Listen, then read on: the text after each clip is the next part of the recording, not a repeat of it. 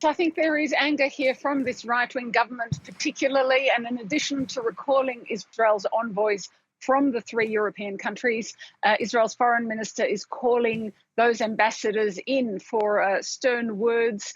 And I think it's been reported in the Israeli media that he will explain to them that in the view of Israel, this is a reward to Hamas for its actions on October the 7th. You know, the wrong action at the wrong time is the Israeli point of view. And I think if you're looking to what we heard from France today, there's the possibility that this could be extended, with France saying today it's not taboo at all. It has to be effective. And that is what is the consideration in Paris or for Paris. So that's one thing. I think you're looking at a series of diplomatic blows. This follows on yesterday or earlier this week when we heard that the International Criminal Court is considering issuing arrest warrants for 2 Israeli leaders, the Prime Minister and the Defense Minister, an unprecedented step.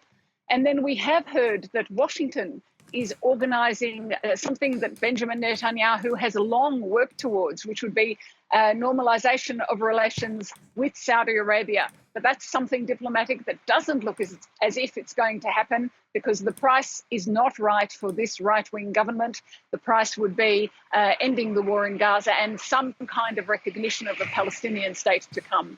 So I think it's a series of diplomatic blows. There's still shock in Israel. People are reeling from this.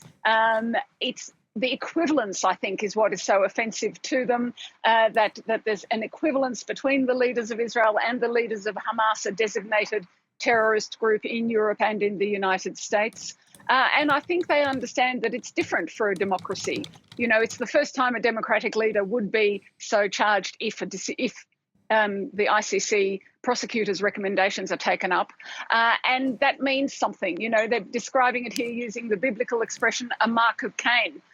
So they are now talking, after the fuming is dying down a little, about a diplomatic solution being the only one. But at the same time as they're looking for an international diplomatic solution, the most right-wing member of this government, Itamar Ben-Gvir, head of his own Jewish Power Party, this morning went up to the Al-Aqsa Mosque, known to Jews as the Temple Mount. That's something he hasn't done since October the 7th and hasn't done for about a year. It's a very controversial step.